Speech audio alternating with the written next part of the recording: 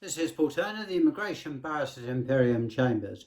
Please subscribe to my channel, and if you have an immigration problem, please get in touch with me and I'll be happy to help you. Now, it's hard to work out what actually goes through Priti Patel's mind in her failed attempts to actually make the Home Office work, and today I have a particularly disturbing story to tell you. She now plans to irradiate children for no medical purpose. Now, that sounds quite shocking, and as I will go on to explain, it is.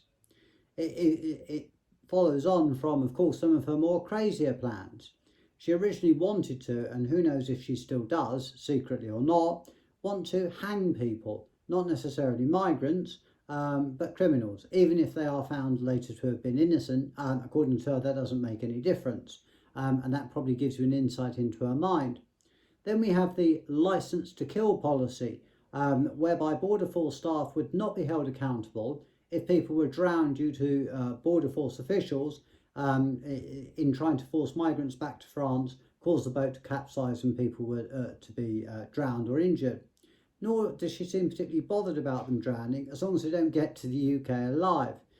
This might sound harsh, but that's the sad reality of upsetting a small rubber dinghy full of women and children in the middle of the English Channel, a choppy and very busy waterway.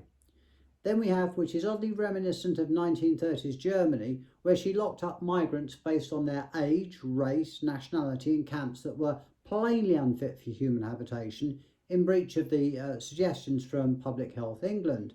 This fantastic plan led to half the detainees in one camp catching COVID, until the camps were ruled illegal and essentially detention facilities by the courts. Then in another story reminiscent to those with the grasp of history is a Madagascar plan of shipping migrants to islands far from the UK, where they would be pretty much denied any real access to legal help, and given her history of putting people in unsanitary accommodation, would be far from the eyes of anyone that could scrutinise what actually goes on there. Now the latest wheeze is to irradiate, and I choose the word carefully, children by way of x-raying them to see how old they are. This is despite doctors pointing out that this is not only an inaccurate method of ageing people, but it is more importantly completely unethical to x-ray people with no health benefit to them, because obviously x-rays are a form of radiation that penetrates the body.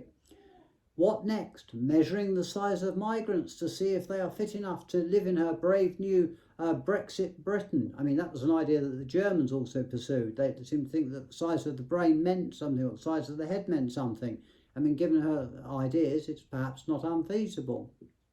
Sadly, rather than accepting that she's lost control and starting again, which yes does mean an amnesty because she's never going to remove the million or so migrants, and starting off with some new and sensible rules, she lurches further and further to the right and introduces yet more policies which sadly are more in tune with what happened in Germany in the 1930s, when a certain group of individuals were targeted and more pejorative measures were put against them, rather than 21st century Britain, which is supposed to be a beacon of liberty.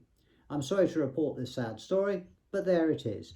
Thank you very much for watching. Please stay safe during these dangerous times. This is Paul Turner, the Immigration Barrister at Imperium Chambers.